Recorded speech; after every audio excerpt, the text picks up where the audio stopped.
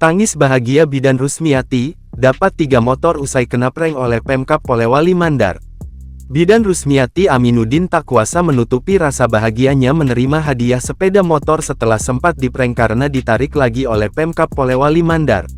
Diketahui, Rusmiati Aminuddin memenangkan penghargaan Tenaga Kesehatan Teladan Nasional pada November tahun 2024.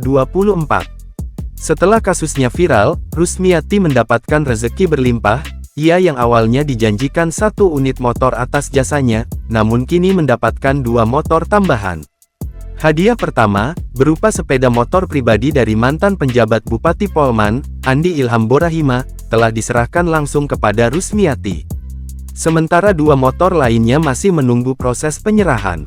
Wajah Rusmiati tampak sumringah saat menerima hadiah motor di halaman kantor Bupati Polewali Mandar, Rabu tanggal 15 Januari tahun 2025.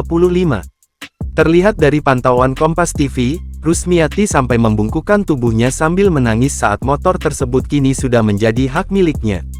Saya bangga dan terharu, tidak bisa tahan air mata saya karena saya tidak menyangka akan mendapatkan 3, padahal dijanjikan 1, kerja keras saya sebagai bidan di pelosok desa yang membutuhkan mobilitas tinggi ternyata berbuah manis, ungkap Rusmiati. Kini, ia resmi menerima 3 hadiah sepeda motor sebagai penghargaan atas dedikasinya mengharumkan nama baik Polewali Mandar di tingkat nasional. Dalam acara apel, Hamzi berkomitmen untuk menambahkan 1 motor hadiah untuk sang bidan.